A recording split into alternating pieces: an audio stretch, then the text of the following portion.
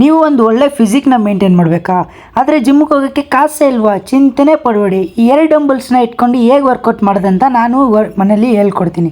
ಸರಿ ಬನ್ನಿ ವೀಡಿಯೋಗೋಸ್ಕರ ಒಳಗಡೆ ಹೋಗೋಣ. ಇದು ಫಸ್ಟ್ ಬಂದುಬಿಟ್ಟು ಶೋಲ್ಡರು.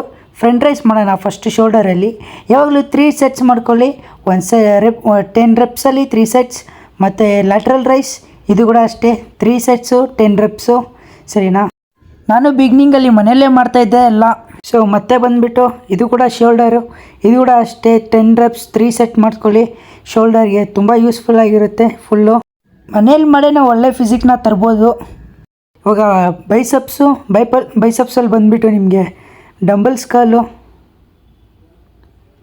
ಸೊ ಅದಾದಮೇಲೆ ಬಂದುಬಿಟ್ಟು ಇವಾಗ ಹ್ಯಾಮರ್ ಕಲ್ ಮಾಡೋಣ. ಹ್ಯಾಮರ್ ಕಲ್ದಲ್ಲಿ ನೋಡ್ಬಿಟ್ಟು ಇದು ಕೂಡ ಅಷ್ಟೇ 3 ಸೆಟ್ಸ್ ಮಾಡ್ಕೊಳ್ಳಿ.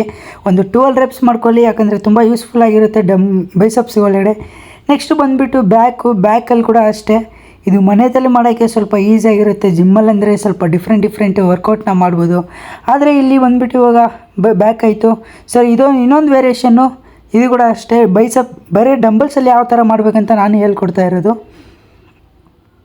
ಸೊ ಮತ್ತೆ ಬಂದುಬಿಟ್ಟು ಇವಾಗ ಟ್ರೈಸಪ್ಸಲ್ಲಿ ನೋಡ್ಬೋದು.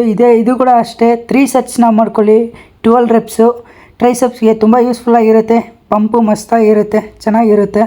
ಸೊ ಇದೊಂದು ನೆಕ್ಸ್ಟ್ ಇನ್ನೊಂದು ಸೆಟ್ ಬಂದುಬಿಟ್ಟು ಇನ್ನೊಂದು ಟೈಪ್ ಆಫ್ ವೇರಿಯೇಷನ್ನು ಟ್ರೈಸಪ್ಸ್ಗೆ. ನೀವು ಮಾಡೋವಾಗ ಮಾತ್ರ ಸ್ವಲ್ಪ ಕರೆಕ್ಟಾಗಿ ಫಾರ್ಮಲ್ಲಿ ಮಾಡಿ, ಯಾಕಂದರೆ ಸುಮ್ಮನೆ ಇಂಜುರಿ ಎಲ್ಲ ಆಗಬಾರ್ದು. ಸೊ ಟ್ರೈಸಪ್ಸ್ ಆದಮೇಲೆ ಇವಾಗ ಲೆಗ್ಸ್ ಮಾಡೋಣ. ಲೆಗ್ಸಲ್ಲಿ ಬಂದುಬಿಟ್ಟು ಸ್ಕ್ವಾಟ್ಸು. ಸೊ ಯಾವಾಗಲೂ ನೀವು ಲೆಗ್ಗು ಮಾಡೋವಾಗ ಸ್ವಲ್ಪ ಟ್ರ್ಯಾಕ್ ಪ್ಯಾಂಟ್ ಹಾಕೊಳ್ಳಿ, ಯಾಕಂದರೆ ಲೆಗ್ಗು ಸ್ಟ್ರೆಚ್ ಮಾಡೋವಾಗ ಇಲ್ಲ ಸ್ಕ್ವಾಟ್ಸ್ ಮಾಡೋವಾಗ ತುಂಬ ಡಿಸ್ಟರ್ಬೆನ್ಸ್ ಆಗಿರುತ್ತೆ. ಸೊ ಅದಕ್ಕೋಸ್ಕರ ನೀವು ಟ್ರ್ಯಾಕ್ ಪ್ಯಾಂಟ್ ಹಾಕೊಳ್ಳಿ. ಎಲ್ಲರಿಗೂ ಗೊತ್ತಿರುತ್ತೆ ಟ್ರ್ಯಾಕ್ ಪ್ಯಾಂಟ್ ಹಾಕ್ಕೊಂಡ್ರೆ ಜಿಮ್ಮಿಗೆ ಇದು ಮಾಡೋದಂತ. ಸೊ ಮನೇಲಿ ಮಾಡೋ ಕೂಡ ಸ್ವಲ್ಪ ಟ್ರ್ಯಾಕ್ ಪ್ಯಾಂಟ್ ಹಾಕೊಳ್ಳಿ, ಯೂಸ್ಫುಲ್ ಆಗಿರುತ್ತೆ.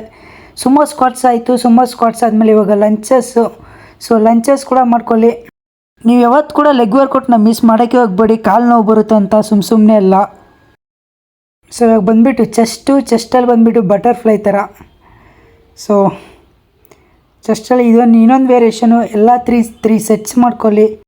ಅದು ಕಂಟ್ರೋಲ್ ವೇಟಾಗಿ ಮಾಡ್ಕೊಳ್ಳಿ. ಮನೆಯಲ್ಲಿ ಇದ್ದರೆ ಕೂಡ ಡಂಬಲ್ಸು ನಾನು 7.5 kgದಲ್ಲಿ ಮಾಡ್ತಾ ಇರೋದು.